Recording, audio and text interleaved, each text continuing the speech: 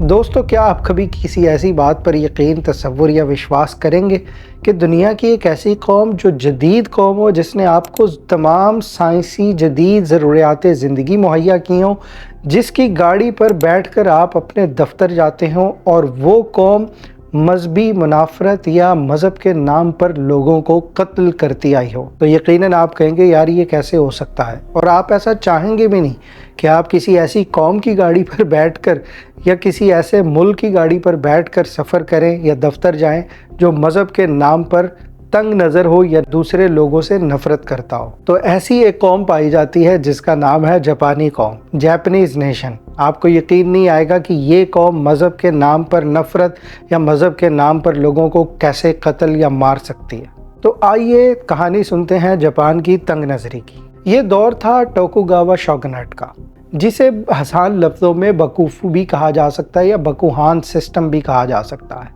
اس کی سلطنت کا نام تھا ٹوکوگاوا شوگنیٹ پیریڈ، جس کو ایڈو پیریڈ بھی کہا جاتا ہے۔ ٹوکوگاوا شوگنیٹ نے اپنی ریاست میں فیوڈل نظام قائم کیا ہوا تھا، فیوڈل سسٹم بنایا ہوا تھا۔ فیوڈل نظام یہ ہوتا ہے کہ آپ اپنے ملک کے تمام لوگوں کو اپنے قبضے میں لے لیں، زمینیں ان کے حوالے کر دیں یا کرائے پر دے دیں، اور ان کو کہیں کہ اس زمین پر محنت کرو، اور جو اجرت آپ کو یہاں سے یا جو ریونیو آپ کو ان زمینوں سے ملے وہ بادشاہ سلطنت کی خدمت میں بھی پیش کرنا ہے، مطلب اس کا ایک شیئر ٹیکس کی صورت میں بادشاہ سلطنت کو بھی دینا ہے۔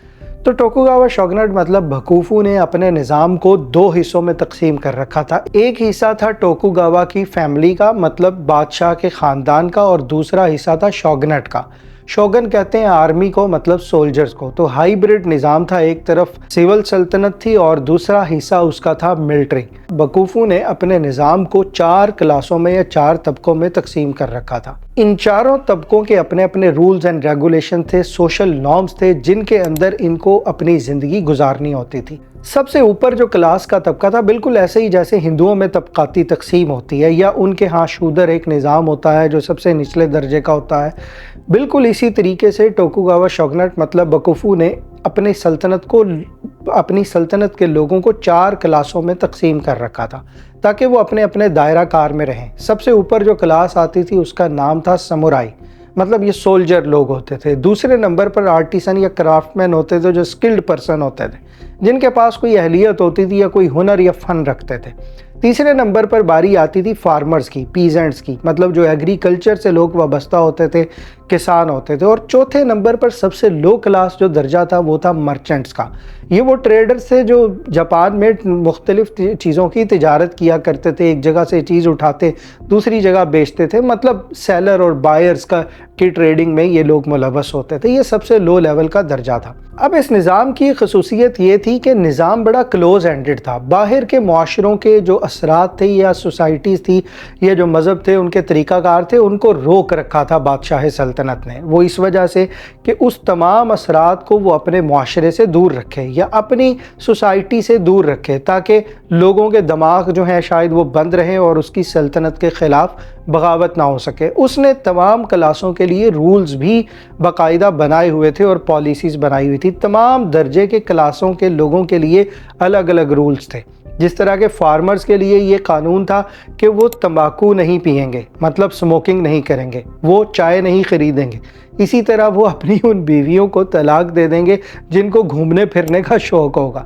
تو یہ تمام اصول چاروں کلاسوں کے لیے الگ الگ ہوا کرتے تھے۔ لیکن ایک خوبصورت بات یہ تھی کہ ان چاروں کلاسوں کے اندر چاروں کلاسز اب خاموشی سے اپنے اپنے دائرہ کار میں، اپنے اپنے سوشل سرکل میں رہ کے، اپنے قوانین کے انڈر رہ کر اپنے کاروبار پر توجہ دیتی تھی، اپنا کاروبار کرتی تھی، جس کی وجہ سے اپنی اپنی کلاسز میں اپنے اپنے دائرہ کار میں ڈسپلن کے تحت کام کرنے سے اپنی اپنی کلاسوں میں معیشت اور کاروبار ترقی کرنے لگے۔ بیسیکلی یہ معاشرہ ایک ویلفیئر سٹیٹ کی طرف جانا شروع ہو گیا۔ اب ان چاروں کلاسوں کو کنٹرول کرنے کے لیے ان کے اوپر لارڈز بٹھائے گئے تھے، جو کہ ریجنل لارڈز ہوتے تھے، یہ ڈان کہہ لیں۔ اس کو ایکچولی جو ورڈ یوز کیا جاتا ہے وہ ہان ہے۔ تو ہان ان کے اوپر، ان معاشرے، ان طبقاتی تقسیم کے اوپر، ان کلاسز کے اوپر ہان بیٹھے ہوتے تھے۔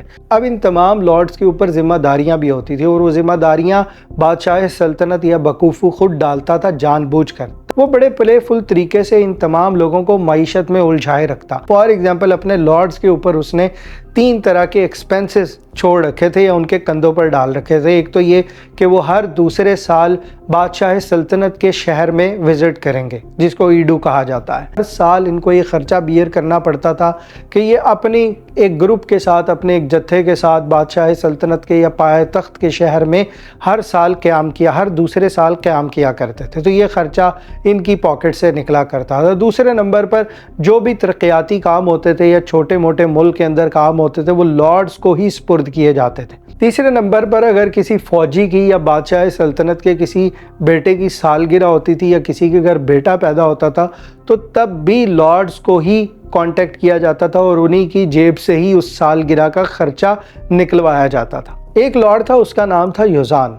वो एक कबीले का मालिक था या एक रीजन का मालिक था। उसके यहाँ बुरे हालात चल रहे थे, मुआशी तौर पर बैंक करप्टसी थी, दिवालियापन था, वो मकरूज़ हो चुका था। उसने अपने कबीले को बेहतर करने के लिए बहुत कुछ सोचा, लेकिन उसे मशवरा दिया गया कि अपनी सल्तनत को या अपने रीजन को मतलब सीधा सीधा बादशाह सल्तनत के अंडर दे दो और ख़ुद हार मान लो। लेकिन उसने हार नहीं मानी। उसने कहा कि मैं अपनी सोसाइटी को या अपने कबीले को या अपने रीजन को मुआशी तौर पर मुस्तहकम बनाऊंगा। उसने सख्त गिर मुआशी पॉलिसीज़ मुतारफ़ करवा दी। उसने नई इंडस्ट्रीज़ को मुतारफ़ करवाया और सबसे अहम जो काम उसने यूनिक काम किया वो ये किया कि उसने अपने कबीले या अपने रीजन के लोगों को कहा कि आप तहकीक करें और नया इल्म हासिल करें। नए नए अलूम हासिल किए गए और नई नई फैक्ट्रियाँ लगाई गईं। इसकी वजह से उसको मुखालफत का भी सामना करना पड़ा, रेजिस्टेंस का सामना करना पड़ा, लेकिन वो पीछे नहीं हटा। उसने अपने कपड़े को या अपने ख़ाम माल को जो कपड़े बनाने में इस्तेमाल होता था, उसके अंदर वीविंग टेक्नोलॉजी इस्तेमाल करके, जो कि दरामद की थी उसने, उस ख़ाम माल में उसने उसको इस्तेमाल करके किमोनो नाम का कपड़ा भी जापानियों को बना कर दिया, जिसे वो फ़रोख्त करके मुनाफा कमा सकते थे। इसी तरीके से लैक्वर ट्रीज़ मतलब वार्निश के दरख्त प्लांट किए गए, जहाँ से वार्निश का मटेरियल हासिल किया जाता था। तो इन तमाम इक़दामात के ज़रिए वो अपने रीजन को या अपने कबीले को दिवालियापन से निजात दिलाने में कामयाब हो गया और अपने कर्ज़ों से भी बाहर आ गया। टोकुगावा शोगुनेट मतलब बकुफू की सल्तनत में आर्टिसंस भी थे। बकुफू की सल्तनत में बाकायदा कबूकी थिएटर भी हुआ करते थे। कबूकी थिएटर वो थिएटर थे जहाँ पर स्टेज बना होता था, लोग आकर कहानियाँ सुनाया करते थे। अब यहाँ मज़े की बात यह है कि यहाँ पर ड्रामे हुआ करते थे, पपेट शो हुआ करते थे, स्टोरी टेलिंग हुआ करती थी, लेकिन ये तमाम चीज़ें सब के सब किरदार, सब की सब एक्टिंग मर्द हजरात ही कर सकते थे, क्योंकि बकुफू या टोकुगावा शोगुनेट की पॉलिसी थी कोई भी औरत स्टेज पर आकर परफॉर्म नहीं करेगी, क्योंकि उसको इस बात का डर या ख़तरा था कि शायद औरत के परफॉर्म करने से लोगों में हिजानी कैफियत पैदा होगी या वो इखलाकी तौर पर हिजान का शिकार हो जाएंगे या इखलाकी तौर पर डिस्ट्रैक्ट भी हो सकते हैं, और ये औरतों की परफॉर्मेंस माशरे में डिस्टर्बेंस भी क्रिएट कर सकती है। और उसकी जगह मर्दों को ये इजाज़त थी कि वो औरतों के कपड़े पहनकर स्टेज पर परफॉर्म किया करें। दोस्तों, टोकुगावा सल्तनत मतलब बकाफू की सल्तनत में एक बहुत बड़ा हादसा पेश आया। मुआशरा तरक्की कर रहा था, वेलफेयर सोसाइटी थी और मुआशरा बासानी और पुरसकून तरीके से ख़ास डगर पर एक पुरानी रिवायत पर चल रहा था। वुड ब्लॉक प्रिंटिंग और डिफरेंट कपड़े बनाना और मुख्तलिफ पेशे लोग अपनाए हुए थे और जिससे उनका रिज्क चलता था। लेकिन यहाँ पर एक बहुत बड़ा हादसा पेश आया। वो हादसा था शिम्बारा रेबिलियन का। शिम्बारा और अमाक्सू के 2 जजीरे थे जो कि क्यूशू में वाक़या थे। क्यूशू के जजीरे में कुछ लोगों ने मज़हब ईसाईयत कबूल कर लिया था और उसकी वजह ये थी कि उस क्यूशू के जजीरे के अंदर पुर्तगीज़, पुर्तगालीज़ और स्पेनिश की आमदो रफ्त को खुले तरीके से छोड़ दिया गया था और पुर्तगाली कैथोलिक मिशनरीज़ उस इलाके में आकर जापानियों को ईसाईयत की तबलीग करते और दावत देते और उनको अपने मज़हब की तरफ राग़िब करके उनको ईसाईयत पर कायल कर चुके थे।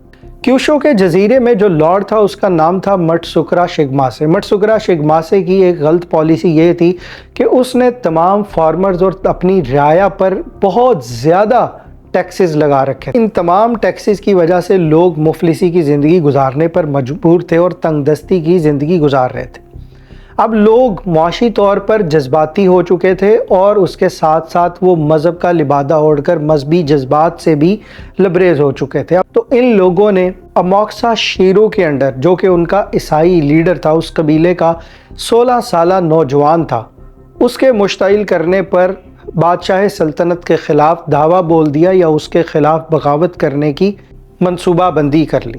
اب اموکسا شیرو کے انڈر جب یہ تمام قوم مذہب اور مفلسی کے جذبات کو لے کر بادشاہ وقت کے سامنے آئی تو مٹسکرا شگماسے جو ان کا لارڈ تھا اس نے ان کو دبانے کی کوشش کی، لیکن اس قبیلے کے لوگوں نے ایک قلعے پر قبضہ کر لیا جس کا نام تھا ہارا۔ بادشاہ سلطنت تک جب یہ خبر پہنچی تو بادشاہ سلطنت نے 1,20,000 فوجی اس قبیلے کی طرف بھیجے تاکہ اس ریبیلین کو، اس بغاوت کو کچلا جا سکے۔ اس لڑائی میں 30,000 یا 37,000 عیسائیوں کو جان سے مار دیا گیا۔ جو عیسائی بچ گئے ان کو فورسفلی یا طاقت کے زور پر ان کا مذہب تبدیل کرنے کی ترغیب دی گئی۔ اس جنگ میں جو بچ گئے خفیہ طریقے سے عیسائیت کو فالو کرتے تھے۔ جو عیسائیت سے انکار نہیں کرتا تھا اس کو ایگزیکیوٹ کر دیا جاتا تھا، مطلب پھانسی پر لٹکا دیا جاتا تھا۔ تمام جنگ بندی کے بعد جب 30,000 لوگوں کو یا 37,000 لوگوں کو مار دیا گیا تو بادشاہ سلطنت نے حکم دیا کہ وہاں کا جو لارڈ ہے مٹسکرا شگماسے اس کو بھی پھانسی دے دی جائے، اس کی فیملی کو بھی سزا دے دی گئی اور اس کو بھی پھانسی دے دی گئی۔ لیکن اس کے بعد بادشاہ سلطنت نے کچھ پالیسیز متعارف کروا دی، اور وہ پالیسیز یہ تھی کہ جو پرتگالی اور اسپینش وہاں پر کیتھولک مشنریز آتے ہیں ان کا داخلہ مکمل طور پر بند کر دیا جائے گا۔ اور اس نے ایک پالیسی اور بنائی، اس کا نام تھا سکوکو پالیسی یا آئسولیشن پالیسی۔ آئسولیشن پالیسی کے تحت تمام دنیا کے فرقوں کو یا مذاہب کو جاپان کے اندر آنے سے سخت پابندی کے تحت روک دیا گیا۔ کوئی بھی ایسا شخص جاپان کے اندر نہیں آ سکتا تھا جو جاپانیوں کو مذہبی لحاظ سے اکسائے یا بادشاہ سلطنت کے خلاف کرے۔ بادشاہ سلطنت کو ڈچ لوگ، ڈچ کے عیسائی، پروٹیسٹنٹ عیسائی بہت پسند تھے۔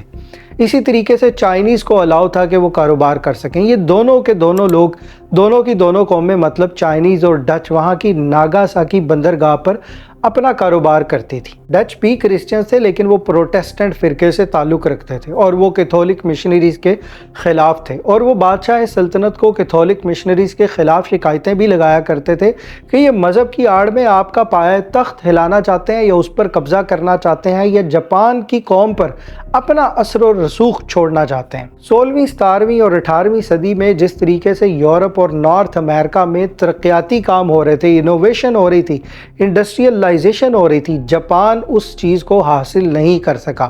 جاپان اپنے دائرہ کار میں اپنی ایک ٹریڈیشنل تجارت کے اندر مگن تھا جس میں لوگ اپنے دن رات کی روزی روٹی محنت کر کے کماتے تھے اور چھوٹے موٹے کام کر کے اپنی تجارت کیا کرتے تھے، لیکن انوویشن اور اس ترقی سے بہت دور تھے جو نارتھ امریکہ اور یورپ کے معاشروں میں ہو رہی تھی۔ ڈچ بھی ترقی یافتہ تھے اور وہ سائنسی اور میڈیکل نالج اور اسٹرانومی کو اور میتھمیٹکس کا علم جاپان میں منتقل نہیں کر سکے، سوائے اس حد تک کہ جب وہ پورٹ پہ یا بندرگاہ پر آتے تو جاپان کے اسکالر ان سے بات چیت کرتے اور ان سے بات چیت کے ذریعے جو علم ڈچ سے جاپانیوں کو حاصل ہوتا وہ اپنے معاشرے میں تقسیم کرتے یا سپریڈ کرتے۔ لیکن اس دباؤ کی وجہ سے، اس آئسولیشن پالیسی کی وجہ سے، اس لمیٹڈ تجارت کی وجہ سے جاپان کے اسکالر ڈچ سے یہ تمام سائنسی معلومات لے کر اپنے معاشرے میں مکمل طور پر سائنسی علوم کو انٹیگریٹ نہ کر سکے۔ اس جنگ کے بعد بادشاہ سلطنت نے کہا کہ جاپان کے لوگ کسی بھی اور معاشرے میں یا کسی بھی اور دوسرے ملک میں، مطلب جاپان سے باہر نہیں جا سکیں گے، اور جو جاپانی جاپان سے باہر کسی دوسرے ملک میں ہجرت کریں گے یا کسی دوسرے معاشرے میں جائیں گے وہ واپس جاپان میں نہیں آ سکتے۔ اس کا مقصد یہ تھا کہ جاپان کے لوگوں کو دوسرے معاشروں سے، دوسرے ملکوں کے رسم و رواج یا ان کے نالج سے متاثر ہونے سے بچانا۔ لیکن آخر یہ تنگ نظری اور یہ بند دماغی یا کلوز مائنڈ کب تک؟ تو آخر کیا ہوا کہ 1868 میں بکوفو کی سلطنت کا تختہ الٹ دیا گیا۔ ہوا یہ کہ جاپانیوں نے اور بادشاہ نے خود بھی یہ بات محسوس کر لی تھی کہ یورپ اور نارتھ امریکہ میں جو ٹیکنالوجی وائز ترقی ہو رہی ہے وہ اس سے کافی پیچھے تھے۔ لہٰذا کیا ہوا کہ دوسرے قوموں نے اور دوسرے لوگوں نے، یورپ نے جاپان پر اور بادشاہ سلطنت پر پریشر ڈالنا شروع کر دیا کہ ہمارے لیے تجارتی راستے، مطلب جاپان کے تجارتی راستوں کو یا بندرگاہوں کو کھولا جائے۔